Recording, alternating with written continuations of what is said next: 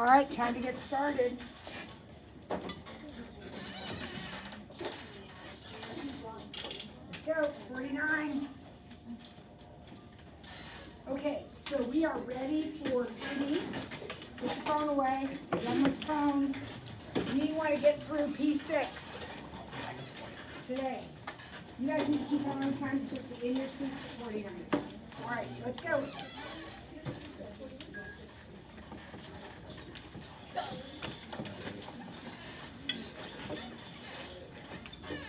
All right, so we're ready for 3B. And really, these are all pretty basic problems. I don't think we're going to have any trouble with any of these in this little section. So let's kind of crank through these. This is going to be a FOIL. Would you agree with that? And when we FOIL it, we're just going to stay organized and it's going to be okay. So first times first is 3. Now, outsides, well, it's just 1 times that, so it'll just be that. Now, insides, remember, you multiply outside numbers times outside numbers, inside numbers times inside numbers, but you can't combine an outside number with an inside number. I'm talking about no radical, radical. Those don't combine.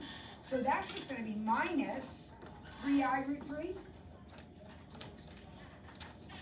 Now when I times these together, I'm going to have a negative 2i squared root 21.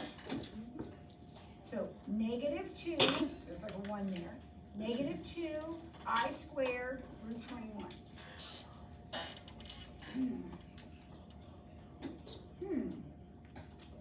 3 plus 2i root 7 minus 3i root 3, and then what's going to happen here with that I squared in there?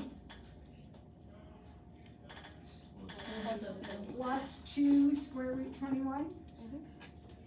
Do any of these combine? No, that's the answer. We're not worried about it. That's just what it is. That's it. Okay, you guys? Moving on. This one I put on here because nothing irritates a math teacher more than when kids look at a problem like this, square that and square that. That is not how it works, right? We have to FOIL. This is a FOIL. Whenever you have a quantity to a power, you're going to multiply that quantity however many times. In this case, twice. So, what do I get when I FOIL? 4 plus 6i plus 6i plus 9i. Bingo. Everybody keep up with them? Yep. What's this 9i squared going to be? Negative 9. These two add together. Negative 5 plus 12i. You could do those all day, right? Those are easy. Those are easy. How about this one now? We did a division a little while ago, a couple of them, and we had to multiply by the conjugate, right? Keeping in mind that our job is to get rid of the I, what if I just multiplied by I? Would that work? Yeah. Because it will turn the bottom into 3i squared, which is negative 3. And then the top will be 2i plus i squared, which is 2i minus 1. Now you might be thinking, gosh, Miss Ford, that was a whole lot easier than what we did before. But remember, before, I don't remember the exact problem, but we had something like this on the bottom.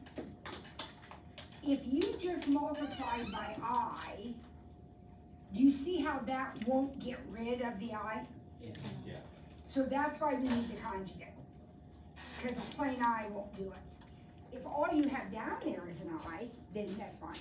You can get rid of it. Okay. so far this is so easy. All right, let's look at number 4. What's happening in number 4?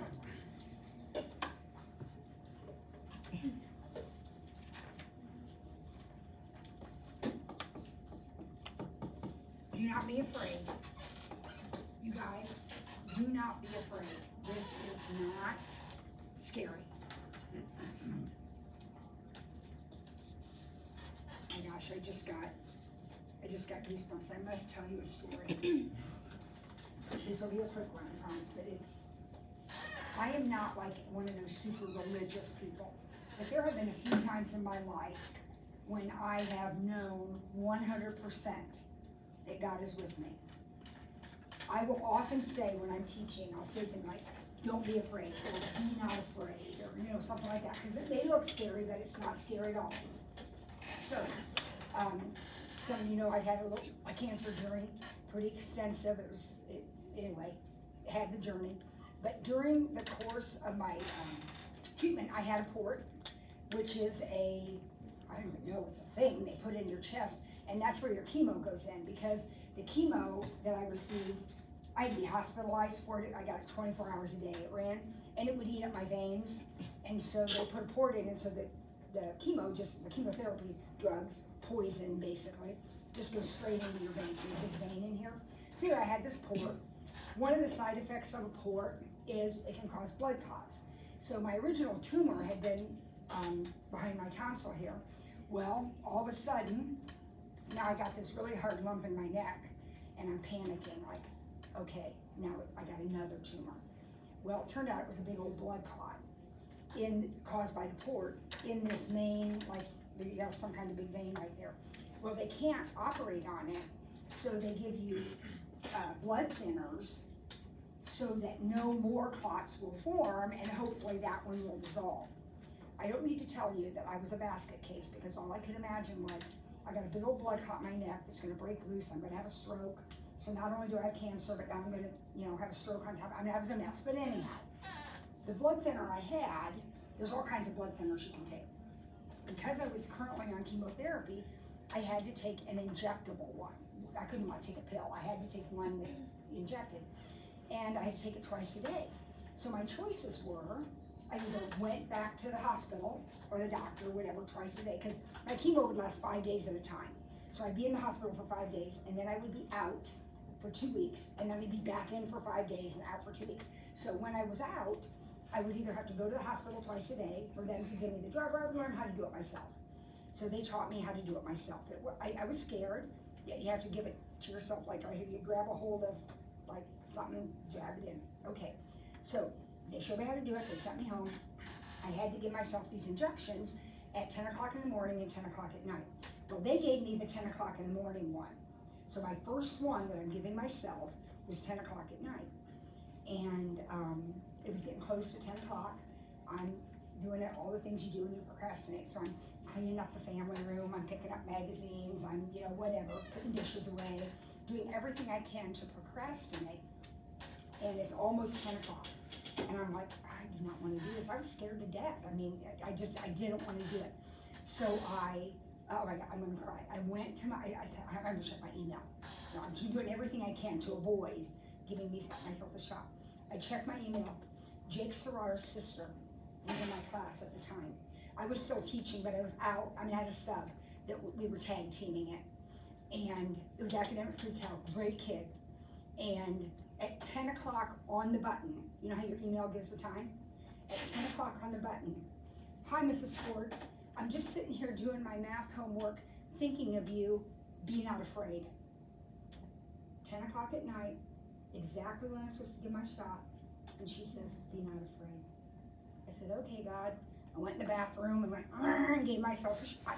So I don't know, I knew at that moment somebody was telling me it's going to be okay. You're going to be all right, give yourself a shot. Isn't that a miraculous story? At 10 o'clock on the button, she sends me, I was so amazed. Anyway, don't be afraid of this, all right? This is way easier than giving yourself a shot. Look at it. What makes sense in that problem? What makes sense? If you just look at it, you can tell me the answer. What makes sense, Jake? divide by I? Oh, well, that's an interesting thought. I didn't think about that. I could, obviously you can, but that would put it over here. And it's not gonna fix anything to do that, Okay. but you could. Kaden?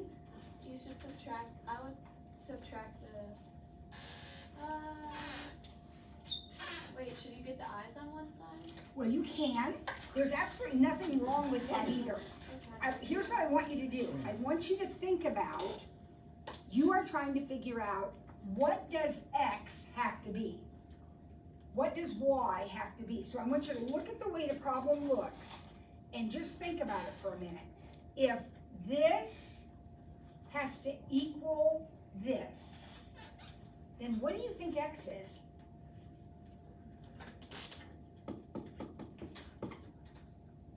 And what do you think Y is? 4. Negative 4.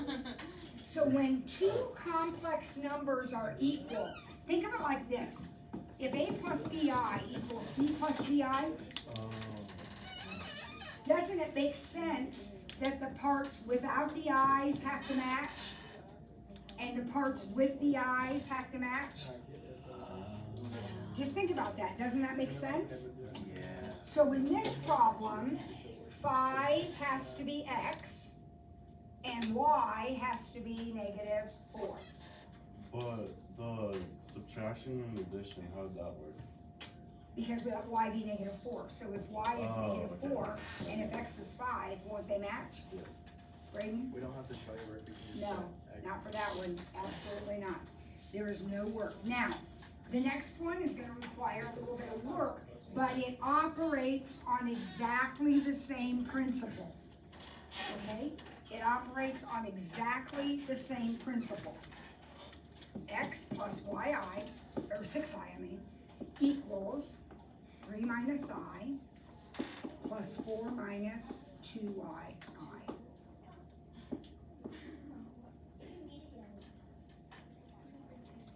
Now, this is much bigger, but again, not scary. Keep in mind that when you've got a problem with i's and not i's, the I part's equal and the not I part's equal. So look at this problem. What are the parts of the problem that do not have i's? What doesn't have an I over here? X. So X must equal. All right, what doesn't have an I over here? 3 and 4. So what's X? 7. All right. Now, what does have an I? Well, on this side, it is 6. And on this side, it's negative 1. Would everybody agree that's a negative 1 minus a 2i? Mrs. Ford, how come you didn't put in the i's? Well, they're going to be on both sides. There's really no point putting in the i's. It's B equals D. So what's y equal? Negative 7 halves. So 6 on this side, negative 1 and negative 2y on that side. They gotta equal each other. There you go. All right, one more. Don't make it hard, guys. This is not hard. Do not make it hard. Look at it carefully. Don't get all bogged down in the parentheses. I'm going to go ahead and distribute. I'm going to go ahead and just get rid of all the parentheses so they don't confuse me. With my purple marker, what does not have an I? 5 minus 7, so that's this side. Over here, what does not have an I? X minus 3. So negative 2 equals x minus 3, and x equals 1. All right. What does have an I? Over here, it's negative 2. Oh, same color, negative 2. And over here, it's negative what? So y equals 2. We're not gonna be frightened by that. Pick out all the parts that don't have an I and set them equal to each other. Then pick out all the parts that do have an I, set them equal to each other. All right? Now we've got 2 review problems to do. And I would like volunteers. So who has never been to the board yet in this class? Raise your hand. Who has never been to the board yet one time in this class? Okay, Lauren. Are you the only, everybody else has been to the board? Sharon has been to the board. Okay, Lauren and Sharon, you can work together. And I want you to solve this first problem. Now notice, girls, the directions don't stipulate how to do it. So you can do it however way you want. Okay? Who else? Can you go ahead and use a black marker? There you go. Who else has not been to the board? Jaden, you been to the board? Get up there. Jackson? Come on, J&J, your turn. You're gonna do this other one.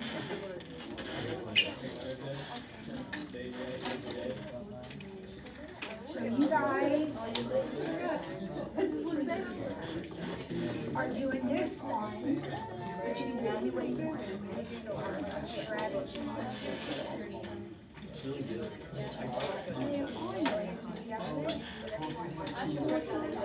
Now, the rest of you are doing these exercises. Come on, guys. You need to take your notes. You can solve them however you want. You know what I mean? So what are our options? Completing the square, quadratic formula, factoring if they factor, but I don't think the first one factors. This is what you're always gonna want to use the formula on here. Quadratic formula. Guys, these are quadratic equations. So you can always use the quadratic formula if you want to. On the test, well, sometimes you say we have to solve it. So like, sometimes it'll be specific, but sometimes it Sometimes it will won't. be specific. Yeah. And after this test, it'll have to be specific again. You can do it in line.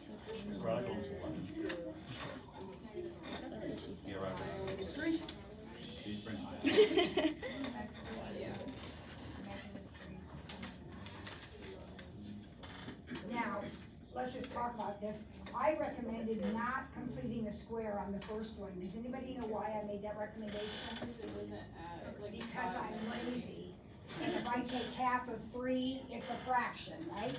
I don't wanna deal with it, so I'm just gonna use the quadratic formula on it. The second one, I could complete the square on, because 4 is an even number, and I can take half of it. Will there be any questions where you have to complete square? That question was already asked, Oh. yes. But my goal is not to ruin your life.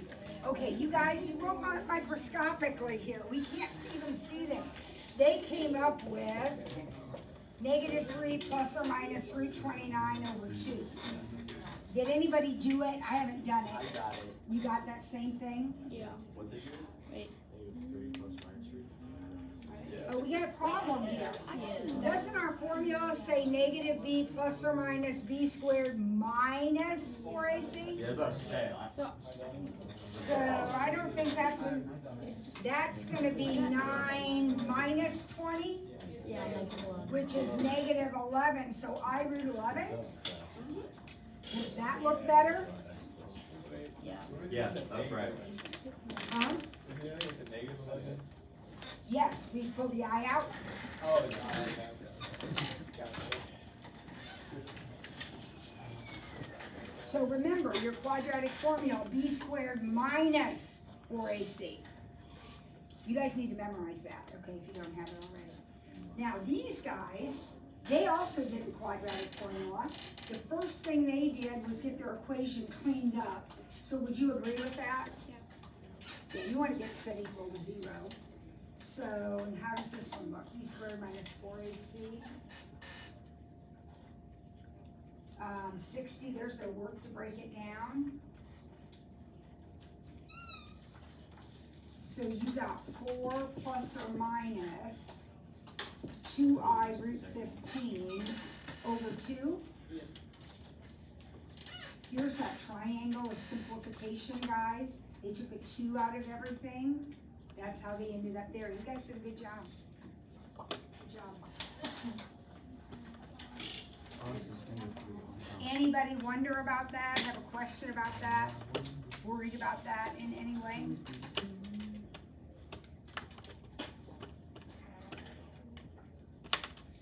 Anytime you have an x squared equation that's called a quadratic, you're going to get it set equal to 0. And then decide if you want to complete the square. They could have completed the square, it would have been fine.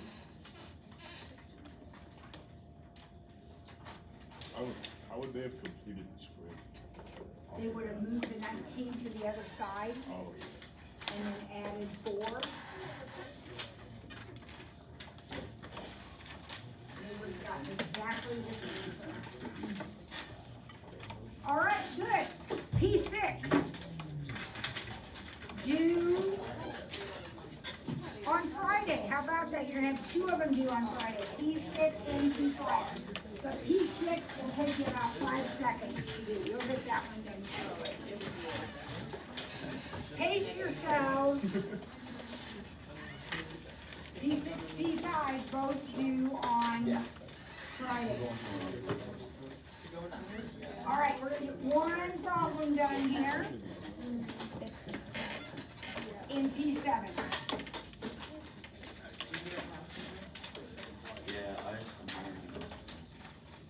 All right, so you have done these before. What do you remember?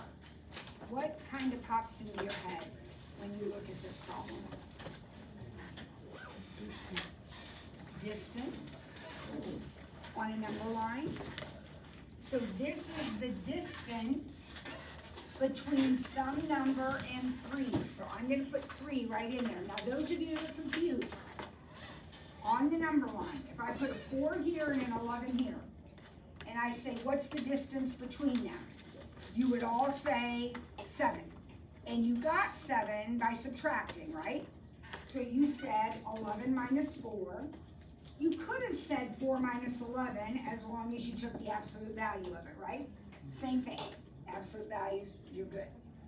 So this represents the distance between 4 and 11. So Eli says this represents the distance between something and 3. And that distance has to be 4. So where could the something be if the distance is going to be 4? Where could that be? Where would it be? If this distance is going to be 4, what would that label be? 7.